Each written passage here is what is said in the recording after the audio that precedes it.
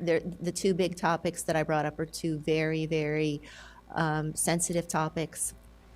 But you talk about the nuclear option with boundaries, and then you talk about the impacts of socioeconomic and other types of segregation. There is this resegregation on a couple different lines, and we have to have a very, very courageous conversation on this issue. I do believe that the issue of economic resegregation, socioeconomic resegregation, is the big issue that our board has to face in the next couple of years, and I agree. We have to have a courageous conversation about it.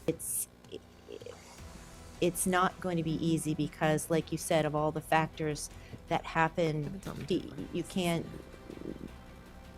mitigate people's opinions. So I think we have recognized this, particularly as part of the One Fairfax. We've recognized it, but now we need to go to the next step and deal with it and have an action plan on it. So there are not really any national models that I know of, at least based upon his research in the white paper right before he left, that show, when you have these great areas of poverty like we do, these deep, deep pockets of poverty.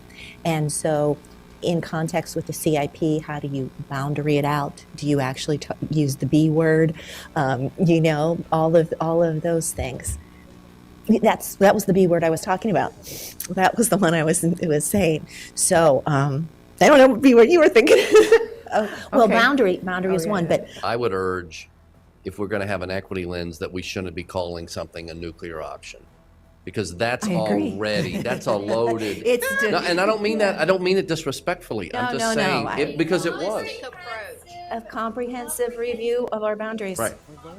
But I'm saying Absolutely. our own recoding of that is our own set of that's its own. I do appreciate your optimism, Scott, and your rebranding of my language.